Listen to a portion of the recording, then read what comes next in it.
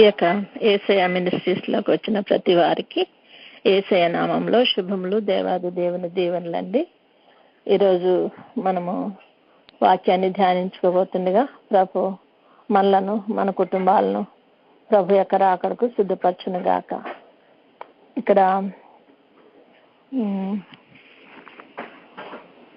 ఒక్క నిమిషం అండి.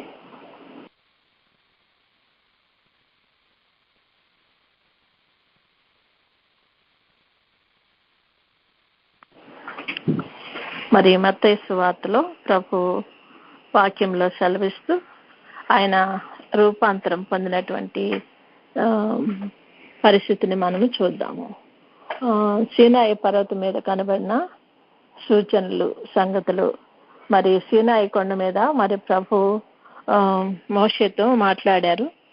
అలాగే మరి ఇక్కడ ఈ యొక్క రూపాంతర కొండ మీద ప్రభువుతో మరి మోషే మరి అలాగే ఏలియాలు కనపడినట్లుగా మనము చూస్తూ ఉంటాము. మరి శిష్యులకు మరి అది వారు చూడగలుగుతున్నారు, ప్రభు యొక్క రూపాంతరం పొందిన స్థితిని మరి చూడగలుగుతున్నారు. కానీ వారు దాంట్లో ఏమి కూడా చేయలేనటువంటి పరిస్థితిలో ఉన్నారు వాళ్ళు. కాబట్టి వాళ్ళు అక్కడ మరి మోషే ఏలియాలతో ప్రభు మాట్లాడటం చూస్తున్నారు. ప్రభు యొక్క రూపము మారిపోయిన స్థితిని కూడా వారు చూస్తున్నారు. కానీ దానిలో మరి ఎవరు కూడా మరి ఆయనతో మాట్లాడే స్థితి లేదు. అంటిల్ వాళ్ళు ప్రభుని విడిచి మరి మోషే ఏలియాలు వెళ్ళిపోయిన తర్వాత మరి దేవుడు అక్కడ వారితో మాట్లాడిన తర్వాత మరి తర్వాత మాత్రం ప్రభువుని మాత్రమే వారు చూచినట్లుగా మనం చూస్తూ ఉంటాము. దానికి మత్తయి సువార్త 17వ అధ్యాయము 2లో ఉంటుంది. యొక్క మత్తయి సువార్త 17వ అధ్యాయంలో మనం చూద్దాము. అక్కడ ప్రభు యొక్క రూపాంతరం పొందిన స్థితిని మనం చూస్తాము. యేసు పేతురును, యాకోబును, అతని సహోదరుడని యోహానును వెంట పెట్టుకుని ఎత్తైన ఒక కొండ మీదకి ఏకాంతంగా పోయి వారి ఎదుట రూపాంతరము పొందెను. ఆయన ముఖము సూర్యుని వలె ప్రకాశించను, ఆయన వస్త్రములు వెలుగు వలె తెల్లని వాయను. ఇదిగో మోషేయు ఏలియాయు వారికి కనపడి ఆయనతో మాట్లాడుచుండ్రి. అక్కడ అదంతా కూడా వీరు చూస్తా ఉన్నారు. తర్వాత పేతురు అంటున్నాడు, ప్రభా మనం ఇక్కడ ఉండటం మంచిది కదా, నీకు ఇష్టమైతే ఇక్కడ మీకోటి, మోషే కోటి, ఏలియా కోటి మేము 3 పర్ణశాలలు కట్టేస్తామయ్యా అని చెప్తున్నప్పుడు అతను ఇంకనో మాట్లాడుచుండగా అనంది. అంటే ఇదిగో ప్రకాశమానమైన ఒక మేఘము వారిని కమ్ముకొనను, ఇదిగో ఈయన నా ప్రియకుమారుడు, ఈయన యందు నేను ఆనందించుచున్నాను, ఈయన మాట వినుడని శిష్యుల అని అదొక స్వరము వారికి వినపడిందంట. అంటే ఇక్కడ ప్రభు మాట్లాడుతున్నారు, ఇప్పుడు ఈయన నా ప్రియకుమారుడు కాబట్టి ఇతని మాట మీరు వినండి, అతను ఎట్లా ఏం చెప్తాడో దాన్ని మాత్రం మీరు మరి చెయ్యండి అని చెప్తున్నాడు. ఈ కొండ మీద మనము మోషేను మరి ఏలియాను మరి చూస్తున్నాం కదా. వారిద్దరు కూడా మరి పాత నిబంధనలో ఉన్నటువంటి మరి ప్రవక్తలైన వారు, లేకపోతే ఆయనకి ఇష్టమైన ఆయన జనాంగము అని కూడా మనం చూడొచ్చు. ఆయన కొరకు పాటుపడిన వారు కూడా మనం చూడొచ్చు, సాక్షులు అన్నమాట. పాత నిబంధన సంబంధమైన సాక్షులు వాళ్ళు. అదే కొత్త నిబంధనలో మనం చూసినట్లయితే పేతురు, యోహాను, మరి యాకోబు అనేవాళ్ళు అక్కడ కొత్త నిబంధనకు సాదృశ్యంగా ఉన్నారన్నమాట. అంటే ఈ వారికి వీరికి కూడా అంటే మరి పాత నిబంధనకు కొత్త నిబంధనకు కూడా మధ్యవర్తిగా ప్రభు అక్కడ మనకు కనపడుతున్నట్టుగా మనం చూస్తున్నాము. మోషే గారు సీనాయి కొండ మీద ఉన్నప్పుడు, ప్రభు సన్నిధిలో ఉన్నప్పుడు ఆయన ముఖము ఎంతగానో ప్రకాశించిందంట అక్కడ.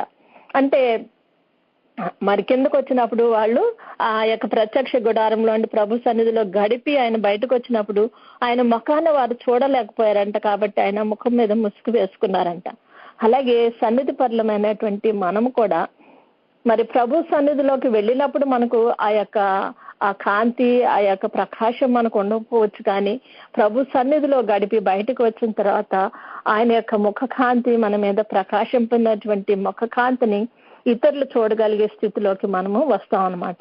అది మరి పాత నిబంధనలో ఉన్నటువంటి మోషే గారి ద్వారా మనం నేర్చుకోవాల్సింది.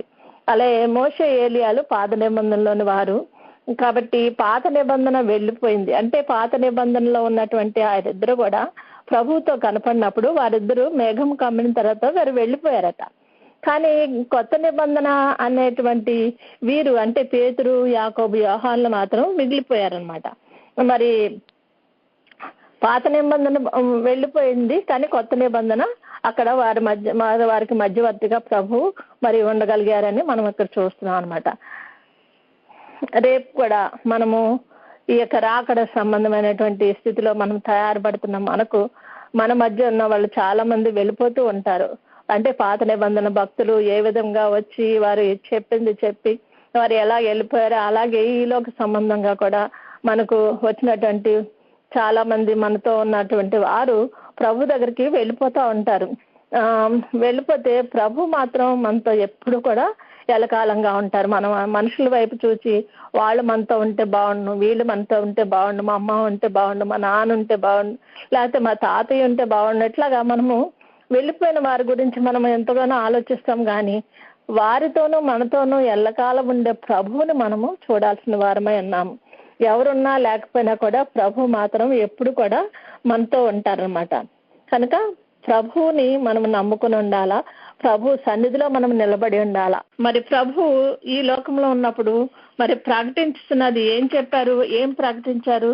మరి నేను మరి ఈ యొక్క కొత్త నిబంధనను కొట్టివేయటకు ధర్మశాస్త్రంనైనాను ప్రవక్తల వచనంలోనైనాను కొట్టివేయటకు రాలేదు అనేసి ప్రభు చెప్తున్నారు. నెరవేర్చుటకే వచ్చానని కూడా ప్రభు చెప్తున్నారు. అంటే ప్రభు ఈ లోకానికి ఆ పాత నిబంధనకు కొత్త నిబంధనకు మధ్యవర్తిగా ఉన్నట్లుగా మనం చూస్తున్నాం అన్నమాట. ఇక్కడ ప్రభు తండ్రి సన్నిధిలో ఉన్నారు. మరి తండ్రి చెప్తున్నారు మరి యొక్క 12 మంది శిష్యులతో మరి ఆయన ఉన్నప్పుడు మరి ప్రతి నిమిషం కూడా తండ్రితో సహవాసం చేసి తండ్రి నుండి వచ్చినటువంటి ప్రతి విధమైనటువంటి మరి ఆ యొక్క ఆలోచనను మరి నడిపింపును బట్టి మరి యేసయ్య ఈ లోకంలో నడిచినట్లుగా మనం చూస్తూ ఉంటాం కదా. మరి అలాంటప్పుడు మనము దైవ సన్నిధిలో ఉన్నప్పుడు మనం కూడా ప్రభు యొక్క మరి నడిపింపును బట్టి ఆయన యొక్క మాటలను బట్టి మనము నడుచుకోవాల్సిన వారమే ఉన్నాము. ఆయన ఆ విధంగా మనం నడుచుకోవాలంటే మనం ఖచ్చితంగా మనం ప్రభు సన్నిధిలో మనము ఉండవలసిన వారమై ఉన్నాము. ఆ యొక్క సన్నిధి యొక్క అనుభవం మనం కలిగి ఉంటే గనక మనము ఖచ్చితంగా దానికి దీనికి ఉన్న తేడా ఏంటో మనము గుర్తించగలుగుతాం. ఎందుకంటే మరి సన్నిధిలో లేని మరి మామూలుగా వాక్యం చదువుకుని ఏదో ప్రార్థన చేసుకుని పడుకున్నాము తిన్నాము అంటే ఆ యొక్క పరిస్థితి వేరు. దైవ సన్నిధిలో ఉండి ప్రభు ద్వారా మరి జరుగుతున్న విషయాలు, జరిగిపోయిన విషయాలు అన్ని కూడా ప్రభు మనకు కళ్ళకు కట్టినట్లుగా మనం చెప్పినప్పుడు మనము దాని యొక్క అనుభవం కూడా మనకు వేరుగా ఉంటుంది. ఎందుకంటే దేవుడు అంటున్నాడు, ఆయన మీరు జ్ఞానులకును మరి వివేకం గల వారికి కూడా మా సంగతులను మరుగుపరిచేసి మరి ఏమీ తెలియనటువంటి పసిబాలులకు నువ్వు బయలుపరిచావా అని ప్రభువు చెప్తున్నారు. అంటే మరి మనకి ఏమీ తెలియదు, మనం ఎంత చదువుకోవాల్సిన అవసరం లేదు, మనము ఎంతో విజ్ఞానం సంపాదించిన అవసరం లేదు, జ్ఞానము వివేకం కలిగిన వారమై ఉండాల్సిన అవసరం కూడా లేదు. కానీ ప్రభు సన్నిధిలో ఉంటే మనకు ఏ విషయమైనా సరే ప్రభు మనకు బయలుపరుస్తారు. దాని ద్వారా మనం అనేక విషయాలు మనం తెలుసుకోగలుగుతాము. మరి ఎంతో మంది జ్ఞానులకు అర్థం కాని విషయాలు కూడా ప్రభు మనకు సన్నిధిలో బయలుపరుస్తాడని మనం విశ్వసించాలన్నమాట. తర్వాత ఈ రూపాంతర అనుభవం మనం కూడా ఉన్నట్లయితే సన్నిధిలో ఉండి సంపాదించుకుంటాం. ఆ దర్శనము లేక ప్రత్యక్షత వారికి కలిగింది, కానీ తర్వాత వారు దాని నుండి బయటకు వచ్చేసారు. ప్రభు సన్నిధిలో ఉన్నప్పుడు ఆయన యొక్క రూపాంతరం పొందిన సమయంలో ఉండి వాళ్ళు బయటకు వచ్చేసారంట. మనం కూడా సన్నిధి అనేటువంటి యొక్క రూపాంతర కొండ మీద మనం ఉన్నట్లయితే, ప్రభువుతో మనం ఉన్నట్లయితే ప్రభువుకు కలిగినటువంటి సమస్తాన్ని మనం చూడగలుగుతాము. ప్రభు ద్వారా మనం అనేక విషయాలు తెలుసుకోగలుగుతాము. అలాగే మరి ఆయన మత్తయి సువార్త 12:17 ఉంటుంది కదా, ఆయన ముఖము సూర్యుని వలె ప్రకాశించను, ఆయన వస్త్రములు వెలుగు వలె తెల్లని వాయను అనగా ఆయనలో నుండి వెలుగు బయటకు వస్తుంది అనమాట. మరి రూపాంతరం పొందినప్పుడు ఆయన అసలు రూపాన్ని వాళ్ళు చూడగలిగారు. మామూలుగా ఒక మనిషిగా ప్రతిదినము ఆయనతో ఉంటున్నారు, కానీ అక్కడ మాత్రము సన్నిధిలో ఆయన యొక్క అసలైనటువంటి నిజ స్వరూపాన్ని చూడటమే కాకుండా తండ్రి పైనుండి మాట్లాడుతా ఉన్నారు. ఈయన నా కుమారుడు, ఈయన మాట వినండి అని చెప్తున్నాడంట. అంటే ప్రభు సన్నిధిలో మనం ఉన్నప్పుడు మనం ప్రభువుని చూడటమే కాకుండా ఆయన స్వరాన్ని కూడా ప్రత్యక్షంగా వినగలిగినటువంటి వారమై ఉంటాం అన్నమాట. అలాగే ఇక్కడ మోషే గారు వచ్చారంట అక్కడికి ఆయన చూడటానికి. మోషే గారు ఎందుకు రావాలి అని అనుకుంటే, మోషే రాసిన ధర్మశాస్త్ర ప్రకారము లోకములో ప్రభువు ఒక్కడే నెరవేర్చారు కనుక ఆయన స్తుతి చెల్లిస్తున్నారన్నమాట దేవుని దగ్గరకు వచ్చి. రాబో సంగతులన్నీ కూడా ప్రవక్తలు రాసి పెట్టినవన్నీ కూడా వాటిని ప్రవచనాలుగా మనము వింటున్నాము. అంటే ఇప్పుడు మోషే గారు మరి ఈ లోకంకి అదే ప్రభుతో అక్కడ మాట్లాడటానికి ఎందుకు వచ్చారంటే, నాయన నేను నీవు చెప్పిన విధంగా ధర్మశాస్త్రంలో నేనేమి రాశాను అవన్నీ కూడా నువ్వు నెరవేర్చడానికి వచ్చావా ప్రభు అని ఆయనతో మాట్లాడుతున్నారంట. మరి ఏలియా గారు ఎందుకు వచ్చారండి అంటే, ఏలియా గారిని ఒక ప్రవక్తలందరూ ఒకటి రాసినటువంటి ఆ యొక్క ప్రవచనాలు నెరవేర్చినట్లు మరి ఆయన వచ్చినట్లుగా మనం చూస్తాము.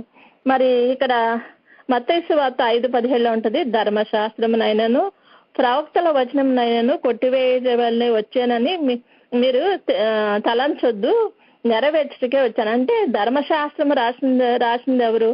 మోషే గారి ద్వారా రాయబడింది. ప్రవక్తల వచనాలను కొట్టివేయకుండా ఉన్నాడు అని చెప్తున్నారు. ఏంటంటే ప్రవక్తల యొక్క ప్రవచనాలను మరి దాని గురించి నువ్వు వచ్చావా ప్రభు అని చెప్పటానికి ఆయన వచ్చారట. మరి ఏలియా గారు వచ్చారంట. ఈ రెండు కూడా వాక్యంలో ఉన్నవి. ఆయన నెరవేర్పు చూస్తున్నారన్నమాట.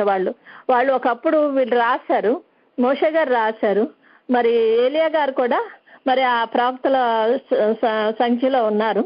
కానీ ఆ నెరవేర్పును వారిద్దరూ చూస్తున్నారన్నమాట ఈయన దగ్గరకు వచ్చినప్పుడు.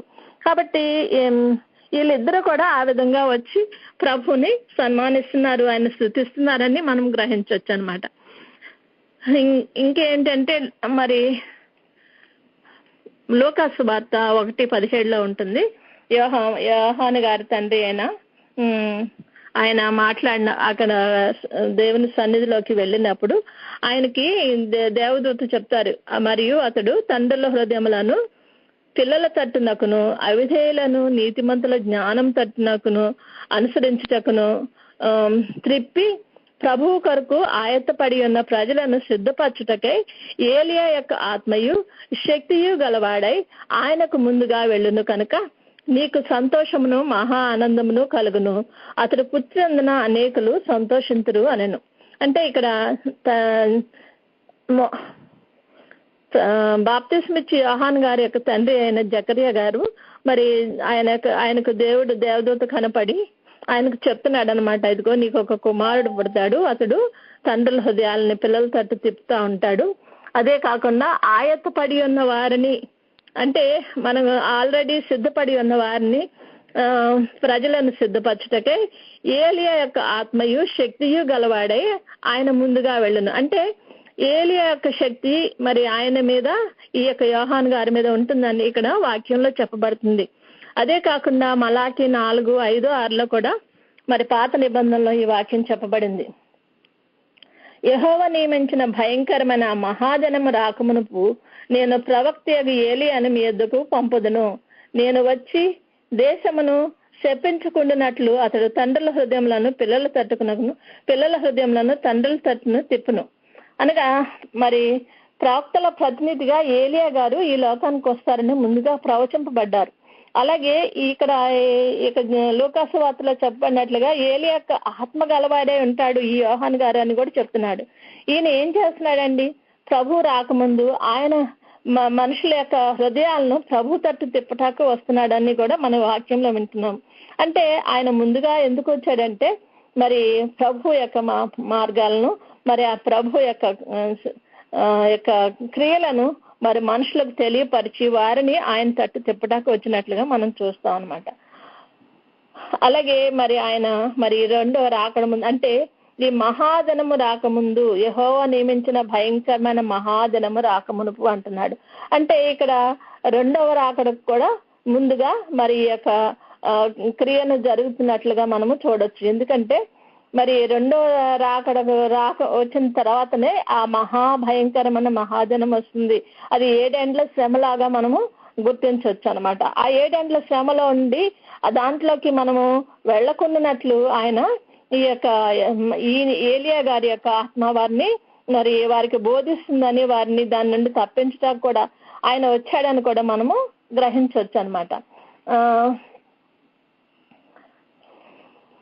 అలాగే ఈ యొక్క క్రియలను మరి ఇవన్నీ కూడా గ్రహించడానికి మన ప్రభు చెప్తున్నాడు.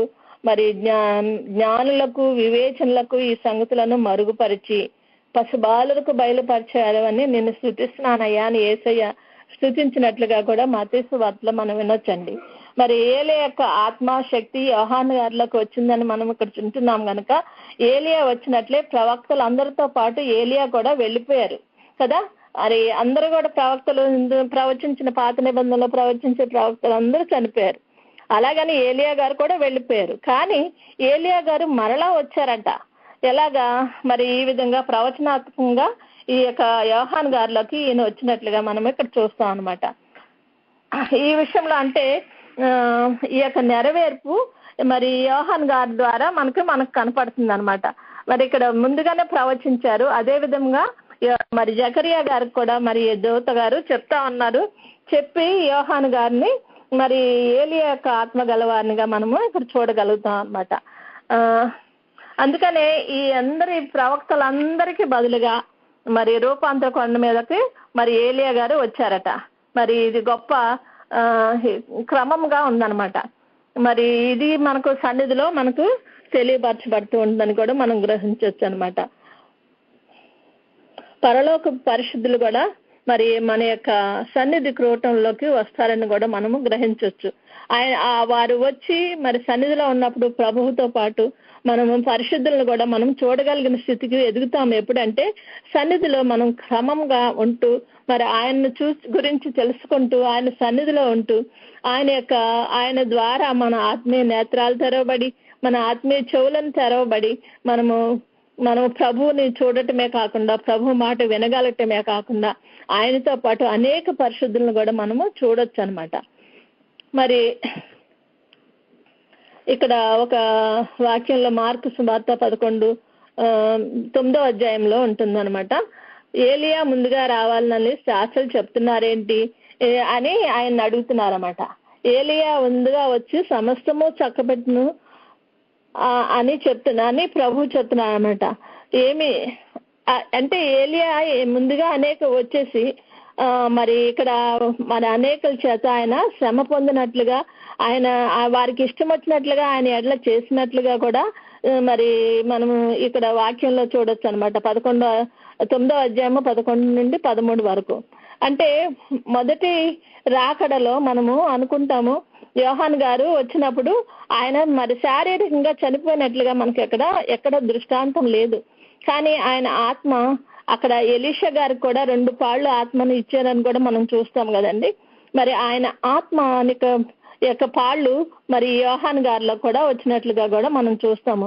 మరి మలాకి 4:5లో చెప్పినట్లుగా ఏలియా వస్తారని ఉంది. అలాగే రెండో రాకడ ముందు ఏలియా వస్తారు అని కూడా ఈ యొక్క వాక్యం ద్వారా మనం తెలుసుకోవచ్చు. ఈ యొక్క కాలము మనం ఉన్నటువంటి ఈ కాలంలోనే అది జరగవచ్చు అనమాట. మన 7 ఏండ్ల శ్రమలోనికి వెళ్లకుండా రాకడలో ఎత్తబట్టకు పెండ్లి విందులో పాల్గొంటకు మనకు బోధించి దేవుడు మనలను సిద్ధపరుస్తున్నట్టుగా మనం చూడొచ్చు. ఆయన ప్రవక్తల ద్వారా మనతో మాట్లాడుతున్నట్టుగా కూడా మనం చూడొచ్చు అనమాట.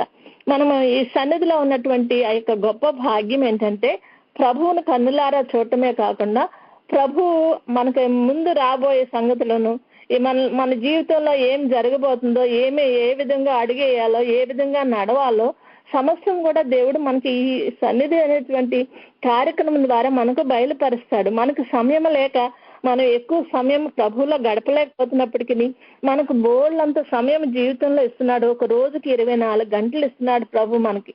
మరి 24 గంటల్లో ప్రభు కొరకు ఒక్క గంట ఒక్క గంట మనం ఆయన సన్నిధిలో కనపడగలిగినట్లయితే, ఆయనతో సహవాసం చేయగలిగినట్లయితే, ప్రభు ఇగో వీరికి కనపడిన విధంగానే, వీరికి మరి బోధించిన విధంగానే ఏ విధంగా దేవుడు రాబోతున్నారో, ఏమి చేయబోతున్నారో, ఏమి జరగబోతుందో అన్ని వివరాలు కూడా మనం బోధించి మనలను సరైన మార్గంలో నడిపించగల శక్తి గల దేవుడు మన దేవుడు కనుక మనం అందరము సన్నిధి అనే దాన్ని విడిచిపెట్టకుండా మనం ప్రతి దినము తెల్లవారుజామున చేసుకున్నట్లయితే అటు ఎటువంటి డిస్ట్రాక్షన్స్ లేకుండా కూడా మనం ఉండగలం.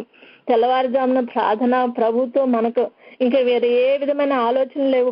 పడుకుని లెగుస్తాం కదా, లేచినప్పుడు ఎంతో నిర్మలంగా ఉంటది. మనకి ఎటువంటి ఆందోళనలు అవన్నీ కూడా ఒకేసారి రావు.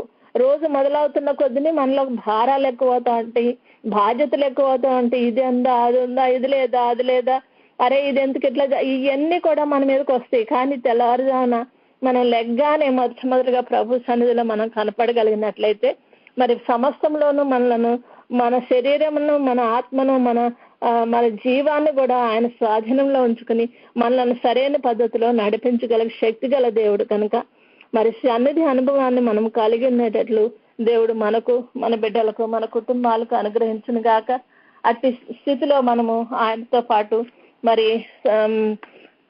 సహవాసం చేస్తూ ఆయన రూపంలోకి మారి ప్రభు యొక్క ఉన్నతమైనటువంటి ఆ సింహాసనం మీద మనము ఆయన కూర్చుండగలిగేటువంటి ధన్యతను, మరి ఆయనతో పాటు 7 ఏండ్ల మరి పెండ్లి విందులో పాల్గొనేటువంటి ధన్యతను దేవుడు మనకు, మన బిడ్డలకు, మన కుటుంబాలకు అనుగ్రహించును గాక.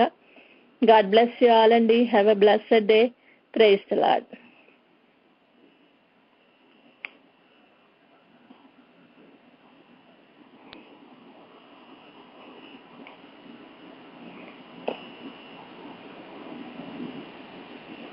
Praise the lord. దేవునికి స్తోత్రం. దేవుని సన్నిధిలో మనము కొద్దిసేపు మౌనంగా ఉందాము. మనోనిదానం కొరకు ప్రార్థిద్దాము. మన మనసులలో నెమ్మది కలుగునట్లు దేవుడు అనుగ్రహించాలని ప్రార్థిద్దాం.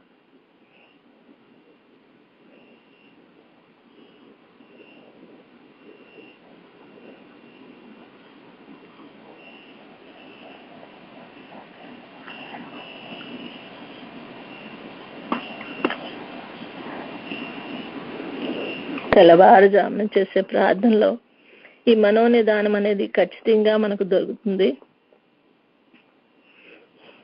ఎందుకంటే స్టార్టింగే మొదటి నెంబర్ ప్రభు సన్నిధిలో గడుపుతున్నాం అనేటువంటి ఆ ప్రశాంతత మన హృదయంలో మరి రోజంతటిను మనల్ని నడిపించే విధంగా మనకు సహాయం దయచేస్తుంది.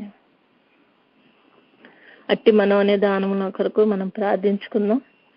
ప్రభు మాత్రమే మనకు దయచేయగల శక్తి గల దేవుడు. మనలను మనము స్వాధీనపరచుకోగలిగిన స్థితిలో మనుషులంగా మనం ఉండలేం, కానీ మనకు ఆ యొక్క కంట్రోలింగ్ పవర్ ని దేవుడు దయచేయగలడు. మనలను మనము కంట్రోల్ చేసుకోవటానికి ప్రభు సన్నిధిలో మనము ఉన్నట్లయితే దాని యొక్క ఫలాన్ని మనం పొందగలుగుతాం అన్నమాట.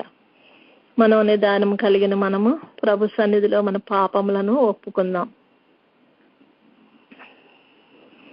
పరిశుద్ధమైన తండ్రి, నీకు స్తుతులు స్తోత్రాలు నాయన. ఈ లోకపరంగా ప్రభ మేమెంతో పాపలము నాయన.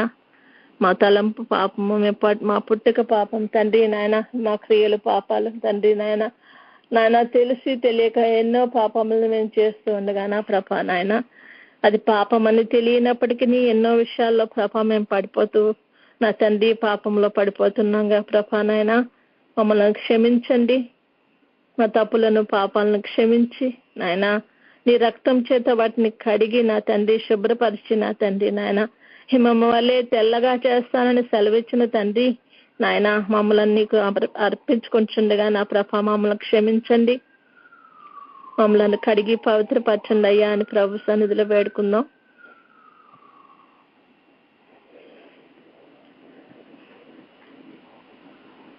ప్రభు సన్నిధిలో వేడుకున్నాం. మనము ఒక తీర్మానం చేసుకుందాము.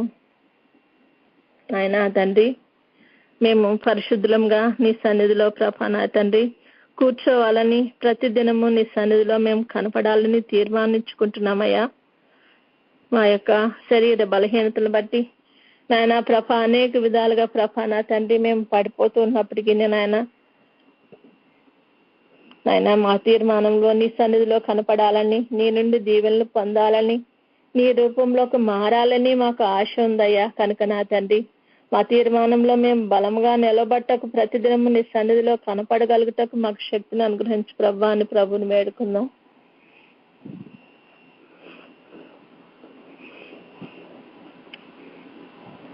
మన తీర్మానంలో మనం నిలిచి ఉండాలంటే, మనకు శక్తి బలాలు కావాలంటే మనలను మనము ప్రభువునకు సమర్పించుకోవలసిన వారమై ఉన్నాము.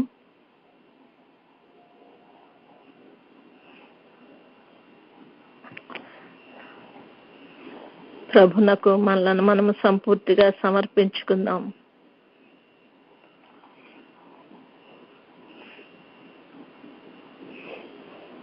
కుమ్మరి చేతిలోని మంటి విరిగిపోయినట్లుగా మనం అనేక మార్లు ప్రభు హస్తాల్లో ఉండి కూడా విరిగిపోతూ ఆయన చిత్తానికి మనం విధేయులము కాకుండా మనము ఆయన మీద తిరుగుబాటు చేస్తూ అనేక విధాలుగా తప్పిపోతుండగా మనము ఆయన సన్నిధిలో ఆయనకి సంపూర్ణముగా సమర్పించుకున్న ఎడలా ఆయన తనకిష్టమైన రీతిగా తనకు అర్హమైన, తన చేతిలో వాడబట్టకు అర్హమైన పాత్రలుగా మనల్ని చేసుకుంటాడు.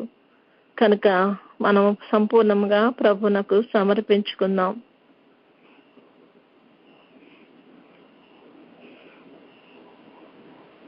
మోషే గారు ఆ కాలంలో మరి ప్రభు చిత్తానికి మరి విధేయుడై మరి ఆయన చెప్పినట్లుగా ఆయన జనులను మరి ఐగుప్తు నుండి విడిపించి కనాను వరకు తీసుకుని వెళ్ళటానికి ఆయన వారి ప్రయాణాలన్నిటిలోనూ ఎంతో ఓర్పుతోనూ సహనంతోనూ మరి ప్రజల యొక్క నిందలను భరిస్తూ దేవుని మాటకు విధేయుడ బతికిన మోషే గారిని చూద్దాం. మనము నిజంగా దేవునికి విధేయులమైతే, ఆయనకు నిజంగా సమర్పించుకున్న వాటిలైతే మనము మన మీదకి వస్తున్న అనేకమైన శ్రమలు, ఇబ్బందులు, మరి అన్య జనుల వల్ల వచ్చేటువంటి మరి అనేకమైనటువంటి అపనిందలు మనము భరిస్తూనే మరి మన కాన్సన్ట్రేషన్ ప్రభు మీద మాత్రమే పెట్టుకుని మరి మోషే గారు ఏ విధంగా అయితే వారిని సహించారో ఆ విధంగా మనం సహించగలుగుతాము. ఒక చిన్న విషయంలో ఆయన వారి మీద కోపపడి మరి ఆ బండను ప్రభు మాట్లాడమన్నప్పుడు మాట్లాడకుండా కొట్టారు. మరి ఆ విషయంలో ఆయన యోర్దాను దాటి అవతలకు వెళ్ళగలిగే యోగ్యతను పోగొట్టుకున్నారు. మనము కూడా ప్రభు సన్నిధిలో ఉండి మనం ఆయన చిత్తాన్ని నెరవేర్చినట్లయితే, మన సొంత చిత్తాన్ని మనం బయటికి తీసుకురానియకుండా దాన్ని అణగదొక్కున్నట్లయితే మనము కూడా మరి ప్రభు వాగ్దానం చేసిన వాగ్దానం పొందగలుగుటకు యోగ్యులం అవుతాము. మోషే గారు చిన్న తప్పు వల్ల ఎంత చెడిపోయారని, ఆ యొక్క మరి కనాన్లోకి ప్రవేశింపబడలేకపోయారని మనం వింటున్నాం కదా. కనుక ప్రభువునకు సంపూర్ణంగా సమర్పించుకుందాము. ఒక్క చిన్న తప్పు వల్ల కూడా ఎన్నో అనర్థాలు జరుగుతాయి. మన స్వనీతిని నెరవేర్చకుండా దేవుని నీతిని నెరవేర్చగలుగుటకు మనము సమర్థులం అవ్వాలంటే ప్రభువునకు మనము సమర్పించుకుంటే ప్రభువు మనల్ని సరైన రీతిలో నడిపిస్తారు. ప్రభువుకు సమర్పించుకున్న మనము ప్రభువుని వేడుకుందాం. తండ్రి, నీ యొక్క చిత్తాన్ని నెరవేర్చే స్థితిలో మేము ఉండగలుగుటకు కృప చూపండి అయ్యా. అనేక విధాలుగా మేము తప్పిపోతున్నామయ్యా. మేము అనుకుంటున్నాము మేము మంచి చేస్తున్నామని, కానీ ప్రభా నాయన నిజంగా నీ వైపు చూచినట్లయితే మా రహస్య పాపములన్నిటినీ, మాలో ఉన్న తప్పిదములన్నిటినీ చూపించగల శక్తి గల తండ్రి నాయన, మమ్మలను క్షమించి నా ప్రభా నీ పరలోకమునకు నా తండ్రి నాయన చేరటకు వారసులు మగునట్లు ప్రభా మమ్మలను మా కుటుంబాలను ఆశీర్వదించండి అయ్యా అని ప్రభుని వేడుకుందాం. క్రీస్తులోనికైతే మేము వచ్చాము కానీ ప్రభా నాయన మీలో మేము ఎదగలేకపోతున్నాం తండ్రి.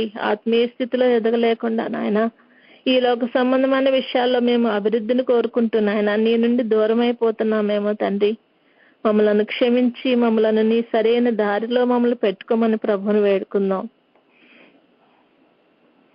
మీరు అక్కడ బహు సమీపంగా ఉందని ప్రభా ఈ లోకంలో జరుగుతున్న ప్రతి ఒక్క కార్యాన్ని బట్టి, అక్కడక్కడ జరిగే భూకంపాలను బట్టి, నాయన రాజ్యం మీదకి రాజ్యం లేచుటను బట్టి ప్రభా మేము గ్రహిస్తున్నప్పటికీ నాయన ప్రభా మేము త్వరపడలేకపోతున్నామయ్యా.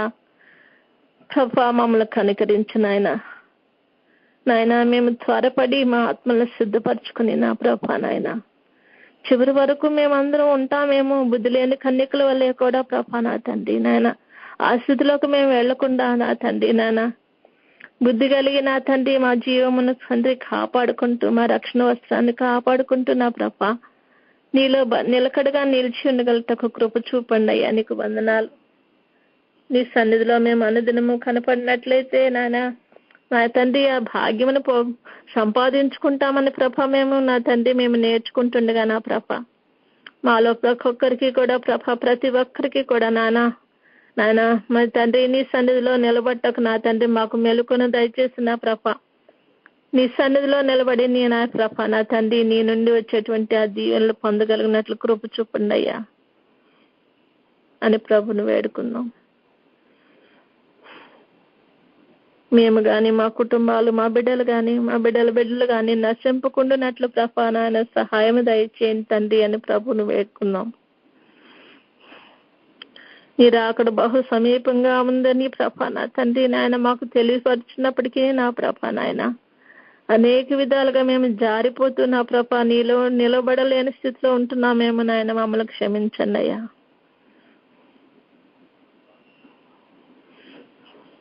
నాయన ఈ లోకంలో నా తండ్రి మా బిడ్డల ప్రభా నా తండ్రి నాయన నా తండ్రి ఏమి చెడుని నేర్చుకుంటున్నారో మేము తెలియదు ప్రభా, ఏమి మంచిని నేర్చుకుంటున్నారో నాకు తెలియదు కానీ ప్రభా నాయన వారిని నీ మార్గాల్లో పెంచుకుంటూ నా తండ్రి తీసుకొస్తున్నాం ప్రభా నాయన. నాయన మా బిడ్డలు తండ్రి నాయన నీ యొక్క వాక్యం యొక్క విలువను గ్రహించిన ప్రభా నాయన నీలో నిలకడగా నిలిచి ఉన్నట్లు ప్రభా వారితో మీ సన్నిధి నుంచి వారిని నాయన చేపట్టుకుని నడిపించమని అడుగుచున్నామయ్యా. నీకు వందనాలు. మా ఆత్మలు మేము కాపాడుకుంటమే కాకుండా మా కుటుంబాలను కూడా నాయన నీ సన్నిధిలో ఎత్తి పట్టుకుంటున్నామయ్యా. కనికరించండి అయ్యా. నీ సన్నిధిలో మా కుటుంబములన్నీ కనపడినట్లు మా రక్షణ పాత్రను చేతపుచ్చుకుని నీ కొరకు ఎదురు చూడగలిగిన వరుసలో మేము ఉండగలుగుటకు నాయన మమ్మల్ని సిద్ధపరచండి తండ్రి అని వేడుకుందాం. నాయన అంత్య దినాల్లో అపాయకరమైన కాలాల్లో ప్రేమలు చల్లారే దినాల్లో ప్రభా నాయన అక్రమము విస్తరించే దినాల్లో మేము ఉంటుండగా నా ప్రభా నాయన నాయన ఏ పరిస్థితులకు మేము జంకకుండా నా ప్రభా నా తండ్రి నాయన నీ యొక్క సన్నిధిలో ప్రభా నీ యొక్క నా తండ్రి నాయన నీ యొక్క కృపను ప్రభా మేము చూస్తున్నా ప్రభా నా తండ్రి నాయన నీ యొక్క మా గురిని నీవుగా పెట్టుకుని ప్రభా నా తండ్రి నీ వైపుకు పరిగెత్తుకుని రాగలుగుటకు ఇటువంటి శ్రమలను ప్రభా నా తండ్రి నాయన మేము లెక్క చేయకుండా ముందుకు సాగలుగుటకు నా తండ్రి నాయన నీ మాట మీద మేము నిలబడగలుగుటకు కృప చూపండి అయ్యా అని ప్రభుని వేడుకుందాం.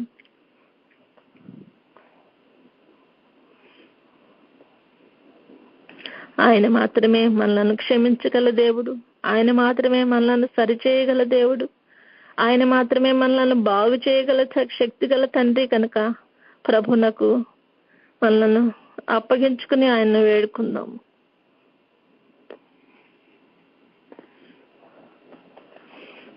ఇక 7 శ్రమలో భయంకరమైన శ్రమలు వస్తున్నాయని ప్రభా నీవు అనేకుల ద్వారా మాకు బయలుపరుస్తున్నావయ్యా నా తండ్రి.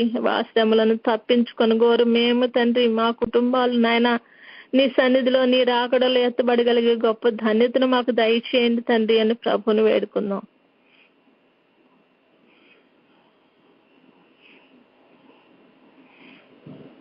ఏలియా గారు కూడా ప్రభా నా తండ్రి ఈ లోకంలో ఉండగా తండ్రి నాయన నీ కొరకు నిలబడినట్లుగా నా ప్రభా నీ నామాన్ని మహింపరిచినట్లుగా మేము చూస్తున్నామయ్యా. అట్టి వరుసలో మేము ఉండగలుగుటకు కృప చూపండి తండ్రి. నీకు వందనాలు నాయన. ఆయన ప్రాణాపాయంలో ఉన్నప్పటికీ నా ప్రభ నాన్న నిన్ను మాత్రమే ఆశ్రయించిన దేవాది దేవా నాయన ప్రభ అట్టి భక్తులను ప్రభ మాకు మాదిరిగా కనపరుస్తున్న దేవానికి వందనాలయ్యా. ఆయన తండ్రి నాయన మరి తండ్రి ఈ లోకంలో ఉండగా చెడును ప్రభా నా తండ్రి నాయన గద్దించిన ప్రాప్తిగా ఉన్నారు తండ్రి నాయన. నాన్న నీ కొరకు నా తండ్రి నాన్న ప్రభా నా తండ్రి నాన్న నిలబడి నాన్న మరి ప్రభా నా తండ్రి నీ నామానికి మహిమకరంగా నా తండ్రి నాయన నిన్ను ప్రార్థిస్తే అగ్ని ఆకాశం నుండి వచ్చి నా తండ్రి దహన బలిలో దహించినట్లుగా మేము చూస్తున్నామయ్యా. నాయన ప్రభా పరిశుద్ధుడా నీ కొరకు నిలబడినప్పుడు ప్రభా నాయన ఆ మహిమ గొప్పది తండ్రి నాయన. అట్టి స్థితిలోకి మేము మా బిడ్డలు మా కుటుంబాలు ఉన్నట్లు మాకు సహాయం దయచేయండి ప్రభు అని ప్రభుని వేడుకుందాం. ఆయన భక్తుల ద్వారా మనకు తెలియపరిచిన ప్రతి ఒక్క కార్యాన్ని బట్టి మనల్ని మనం సరి చేసుకుంటూ దేవునిలో ముందుకు సాగేటువంటి గొప్ప మరి సామర్థ్యాన్ని మరి శక్తిని బలాన్ని దేవుడు మనకు అనుగ్రహించాలని ప్రభువుని వేడుకుందాం.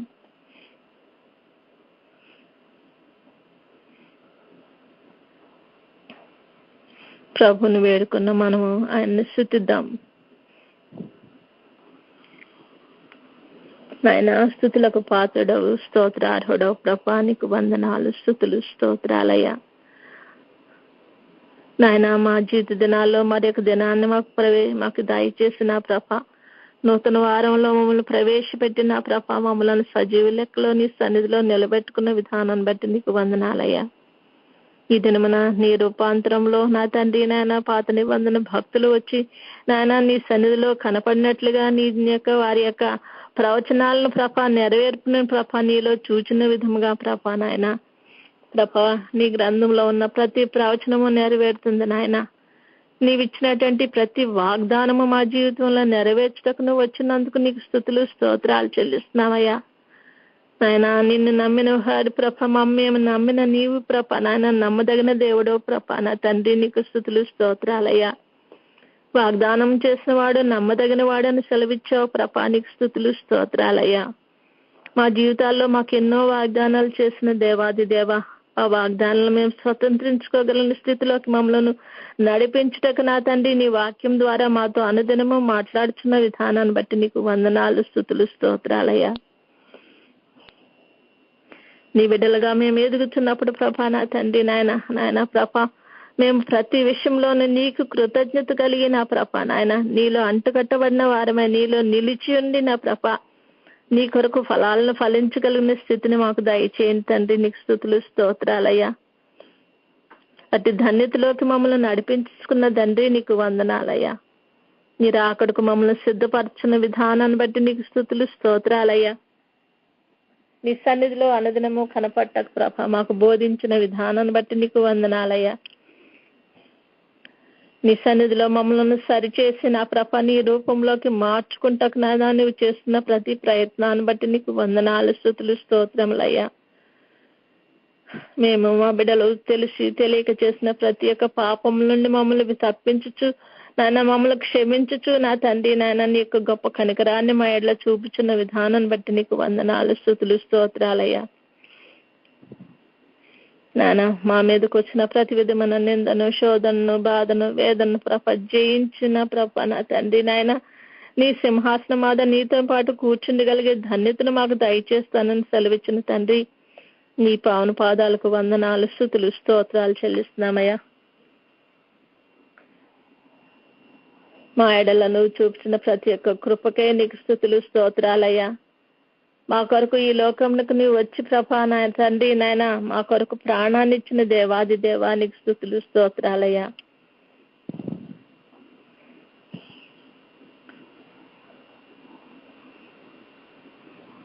నీవు మా కొరకు చిందించిన నీ రక్తం కొరకే నీకు స్తుతులు స్తోత్రాలయ్యా.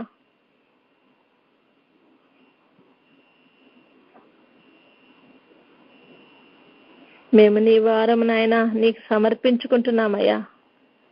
నాయన మమ్మల్ని కనికరించి సహాయం దయచేసి నీ బిడ్డలుగా చేసుకున్న దేవాది దేవ నీలో ఉండి మేము తండ్రి నాయన తప్పిపోకుండా మమ్మల్ని కాపాడుతూ నా తండ్రి అనుదినము మమ్మల్ని రిమైండ్ చేస్తూ నా తండ్రి ముందుకు నడిపించుతున్న తండ్రి నీకు వందనాలు స్తుతులు స్తోత్రాలు తండ్రి.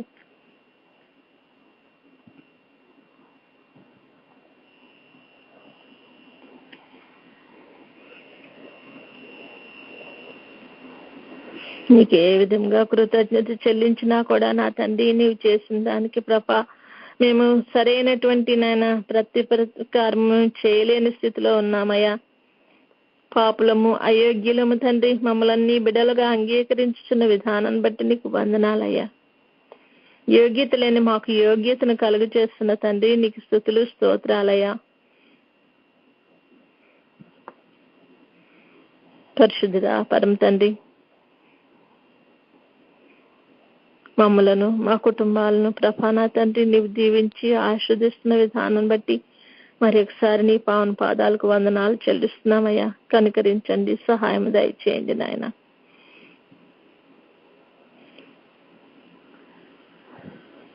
ప్రభుని స్తుతించిన మనము కొద్దిసేపు మౌనంగా ఉందాము. కొద్దిసేపు దయచేసి అందరూ మ్యూట్లో ఉండిన ఈ యొక్క కార్యమును ప్రభు మీద మన మనసును కేంద్రీకరించుకొని, ప్రభు నాకు కనపడండి, నాతో మాట్లాడండి అయ్యా, మాకు ఈ యొక్క సన్నిధి అనుభవాన్ని మాకు దయచేయండి తండ్రి. నాయన ప్రభా, నీ స్వరాన్ని వినగలిగిన స్థితిని, నిన్ను చూడగలిగిన కన్నును మాకు దయచేయండి తండ్రి అని మన ప్రభువుని వేడుకుంటూ కొద్దిసేపు మౌనంగా ఉందాము.